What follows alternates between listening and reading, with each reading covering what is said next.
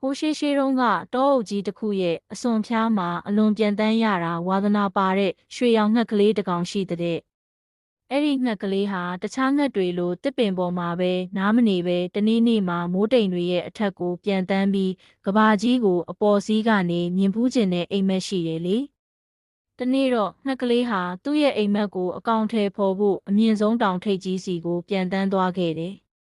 လမ်းမှာခရီးပန်းလို့နားနေတော့လိတ်ကလေးတစ်ကောင်နဲ့တွေ့တာပေါ့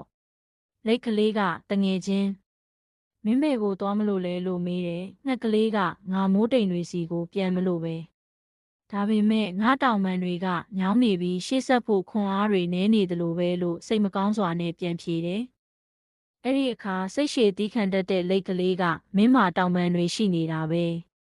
ငါဆိုရင်တလန်းချင်းပဲသွားနိုင်ပေမဲ့ငါသွားချင်တဲ့ပန်းတိုင်ကိုမရောက်မချင်းဘယ်တော့မှနောက်မဆုတ်ဘူးမင်းလဲကိုယုံကြည်ချက်ရှိနဲ့အားမလျှော့ပဲစက်ကြိုးစားကြည့်ပါလားလို့အားပေးစကားပြောလိုက်တယ်လိတ်ကလေးရဲ့စကားကြောင့်ငှက်ကလေးဟာအားတက်သွားပြီးသူ့ရဲ့တောင်ပန်တွေကိုဖြန့်ကာအစွမ်းကုန်ပြန်တမ်းမာတော့တယ်နောက်ဆုံးမှာတော့ငှက်ကလေးဟာမိုးတိမ်တွေကြားထဲကိုရောက်သွားပြီးသူမြင်ကျင်ခဲ့တဲ့လှပတဲ့ကဘာကြီးကိုကြည့်ကာအယမ်းကိုပျော်ရွှင်သွားခဲ့တာပေါ့